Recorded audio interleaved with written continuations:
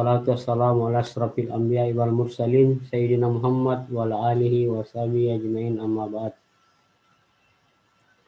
Alhamdulillah, puji syukur kehadirat Allah Subhanahu wa taala yang telah melimpahkan segala nikmat kepada umatnya, nikmat Islam, nikmat iman, dan nikmat ihsan.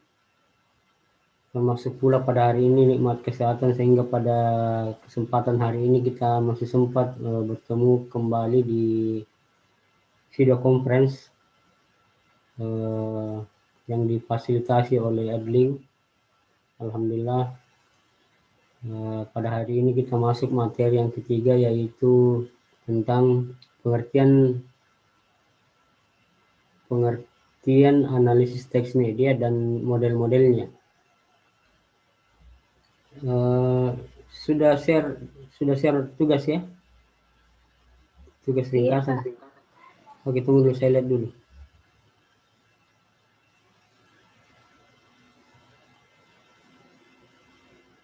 Oke, sudah ada ya.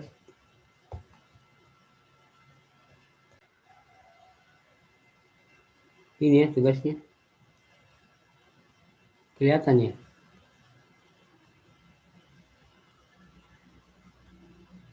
Iya, Pak.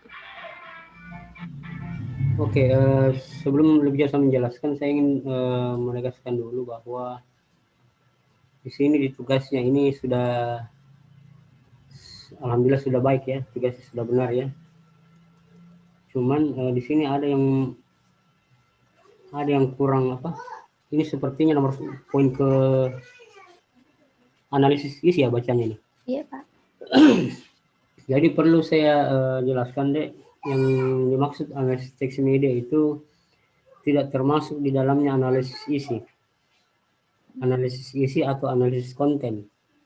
Dia mempunyai pembahasan tersendiri. Dia lebih cenderung ke kuantitatif ya. Metode penelitian kuantitatif kalau analisis isi. Jadi ada dua modelnya, ada analisis isi kuantitatif, ada analisis teks media, dia lebih ke kualitatif. Jadi yang benar di dalam ringkasan materi ini hanya 3, yaitu analisis di sini ya, framing, semiotik ya. Ya, framing, semiotik, dan wacana ya. Jadi 3 saja. 3 bagian dari analisis teks media itu adalah analisis wacana, semiotik, dan framing. Jadi perlu diingat ya, saya ulangi, analisis isi atau analisis konten itu dia ke kuantitatif arahnya. Ini bisa dibaca di buku Alex Sobor ya. Mudah-mudahan nanti ada kesempatan untuk berkunjung ke perpustakaan dan melihat langsung isi dari buku analisis teks media. Iya, Pak. Jadi dipahami ya. Iya, Pak. Penekanannya kemudian analisis teks media itu dia kualitatif ya, jangan dilupa. Mudah-mudahan juga saya berharap bisa nantinya digunakan ketika Anda menyusun skripsi nantinya, insya Allah. Karena ini merupakan salah satu metode penelitian yang sangat tepat, sangat relevan untuk program studi jurnalistik ya. Sedikit lagi saya ingin menegaskan lagi bahwa analisis teks media ini kita menganalogikan sebagai sebuah rumah besar ya. Rumah besar itu maksudnya saya menggunakan istilah rumah besar karena di dalamnya ada model-model terbagi lagi ya. Itu yang tadi yang 3. Analisis framing, analisis wacana, analisis semiotik, dan analisis framing itu terbagi-bagi lagi deh. Jangan dipahami terlalu sempit ya. Analisis wacana itu terbagi-bagi lagi, ada beberapa model di dalamnya. Ada model kalau analisis wacana misalnya ada model yang dirumuskan oleh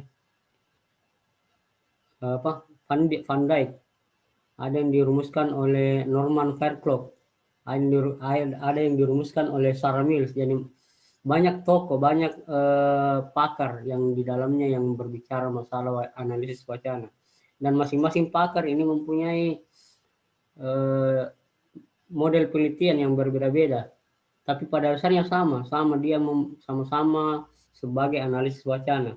tapi mereka masing-masing mempunyai sudut pandang yang berbeda ketika mengkaji teks media ya. Nah, begitu juga dengan analisis framing. Framing ini terbagi-bagi lagi modelnya. Ada model Robert Edman, ada Pan dan Kosiki. Dan setidaknya ada 4 kalau saya tidak salah kalau framing. Ada 4 model di dalam buku, bisa dibaca di buku Erianto ya. Iya, Pak. Nah, kemudian selanjutnya analisis semiotik. Semiotik lagi terbagi-bagi. Kalau secara garis besarnya semiotik ini ada 3 tokoh utamanya. Ada Roland Barthes, ada Ferdinand de Saussure, dan ada Charles Sanders Peirce. Jadi ada 3 perintis awal dari teori semiotik. Tiga tokoh utamanya. Tapi setelah generasi berikutnya lebih banyak lagi yang pakar dari teori semiotik. Bisa dibaca ya di bukunya Alex Sobur juga. Kalau framing di buku Erianto, dan analisis wacana buku Erianto juga. Jadi Erianto ini paling banyak membuat buku tentang analisis teks media. Saya berharap bisa dibaca bukunya di perpustakaan, bisa dibaca langsung. Jadi tergantung nanti dia saya panggil dia ya. Dia ini nanti misalnya nanti akan meneliti di semester berapa ya? Kira-kira semester 7-8 lah mahasiswa meneliti biasanya, itu bisa memilih nanti. Mau kuantitatif berarti misalnya dia mau meneliti berita, tapi lebih berminat kuantitatif, maka saran saya ke itu analisis konten, analisis isi. Tapi kalau lebih cenderung lebih senang Anda meneliti kualitatif, maka pilih salah satu dari analisis teks media tadi, semiotika, framing, atau analisis wacana, karena ini memang kualitatif. Sebenarnya kalau saya menjelaskan perlu penjelasan lebih detail sebenarnya ya. Dari rumah besar yang saya maksud analisis teks media itu di dalamnya ada 3 model.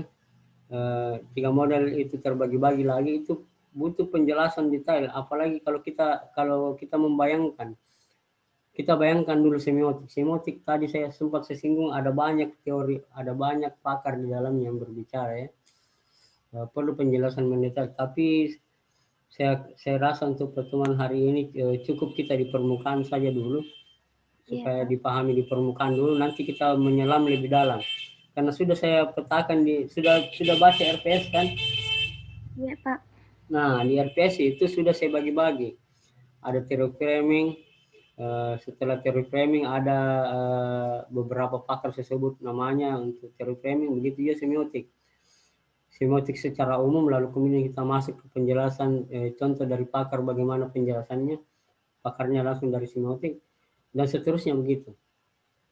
Jadi insya Allah pertemuan 13 pertemuan mudah-mudahan ada yang ditangkap ya, karena tidak mungkin juga Anda menguasai semuanya.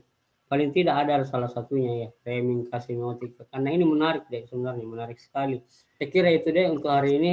Saya cukup sampai di sini. Kalau misalnya ada Anda penasaran dan ingin mempelajari lebih jauh, boleh bertanya secara langsung ya, secara pribadi lewat nomor saya. Akhirul kalam, fastabiqul khairat, minwal kalim maisturun. Assalamualaikum warahmatullahi wabarakatuh.